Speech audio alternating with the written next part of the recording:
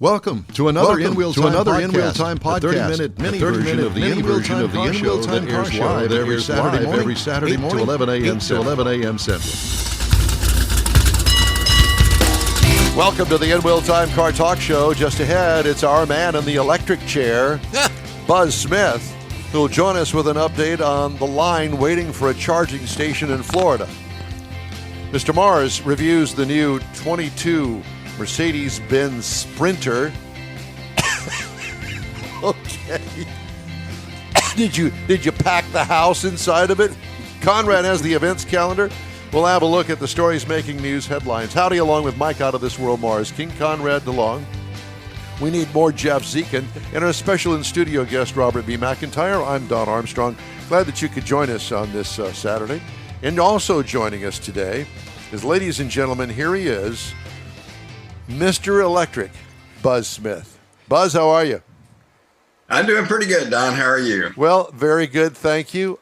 Where are you? What is that behind you? What's the background picture? That's from Fully Charged Live out in San Diego. That is the Aptera Gamma.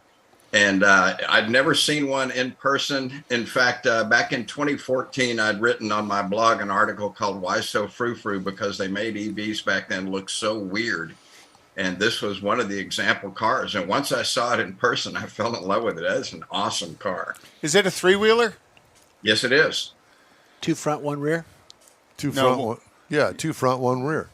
How cool. Unless it's going the other way. And it's in reverse. Interesting that they could find capacity for batteries in that. Actually, that's one of the cool things about this car. They have 2 CEOs. So one of the CEOs got his start in boat design. And so he was all about computational fluid dynamics and making it sleeker so you could get through the water. Well, the same thing's true in EVs. And so a lot of EVs, take the Hummer, for example, they keep adding these larger and larger battery packs, which are very expensive to get to any kind of decent range. Well, at Aptera, they're top of the line without going to a huge battery pack, because of the aerodynamics, can go 1,000 miles on a single charge.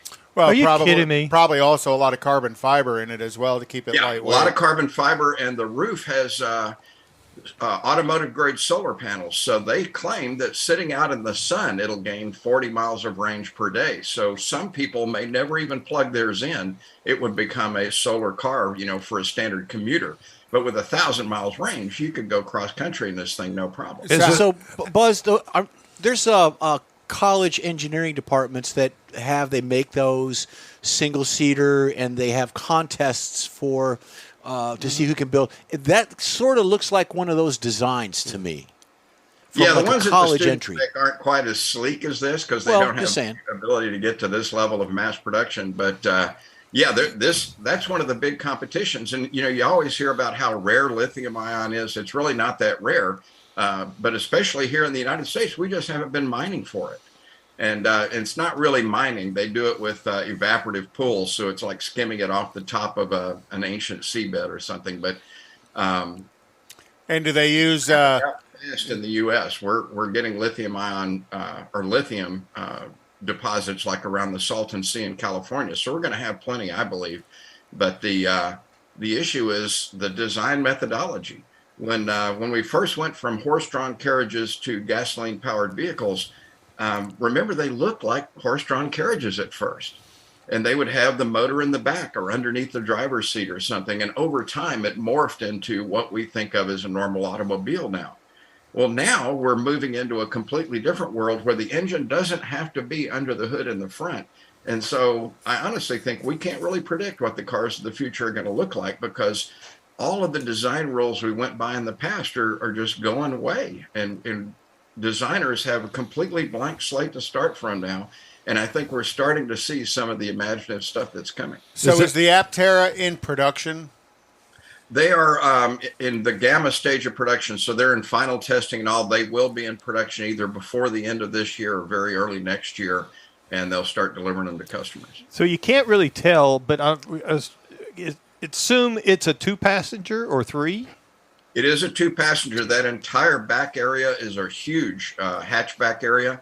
And someone my height, 5'6", could stretch out completely A couple of people could with sleeping bags. And so think about this. If you've got 1,000 miles of range, when you go camping, if you get to the campsite and it's raining or it's a really hot night, well, heck, just lay in the car, turn on the AC, let it run all night long. Let it It's eat. not gonna matter. So are they sitting side by side? Is the seating side by side or front to back? Yeah, side-by-side seating. So it'd be more like a standard car or what we think is a real car nowadays. Yeah, they're getting past some of the requirements that the law requires for four-wheeled vehicles. A lot of people are coming out with three-wheeled EVs to get to market faster. But Adterra's been at this, like I said, at least since 2014. So they've been at this a while. And I think this is going to be one of the cars to watch. The fully charged TV show, comes to the United States once a year, and it's fully charged live here. It was in Austin last year. It was in San Diego this year.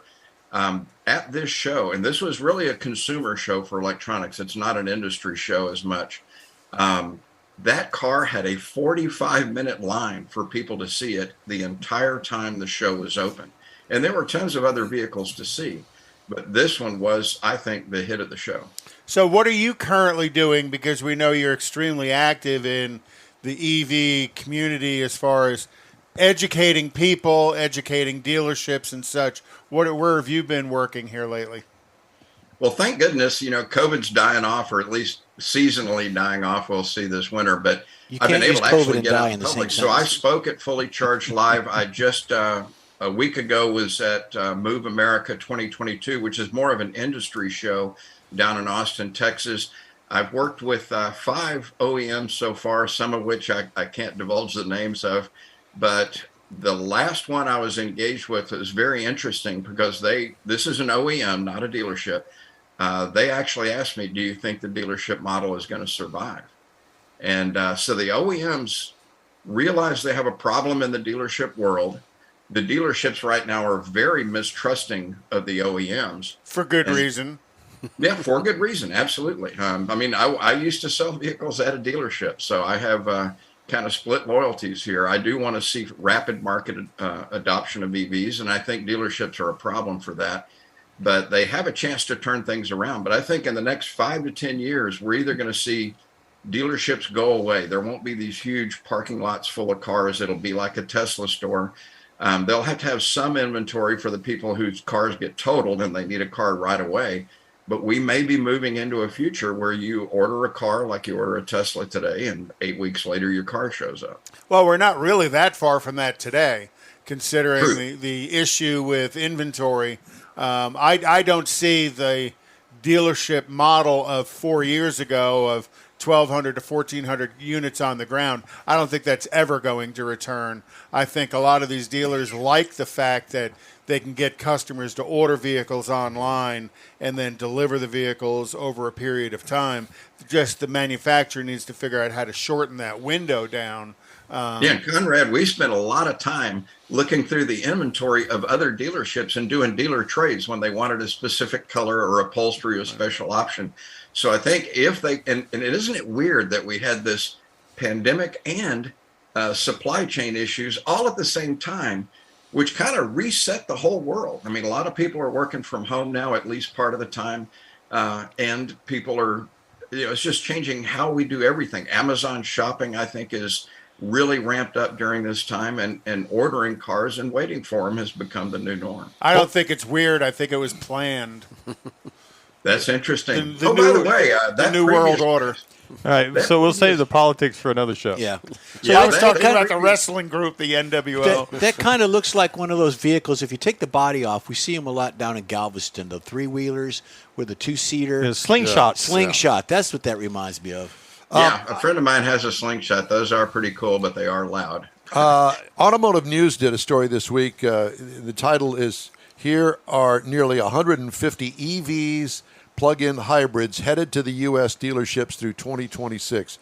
And there is 18 pages of one-paragraph descriptions from every manufacturer, some I haven't even heard of. So everybody is on board, it seems, at this point.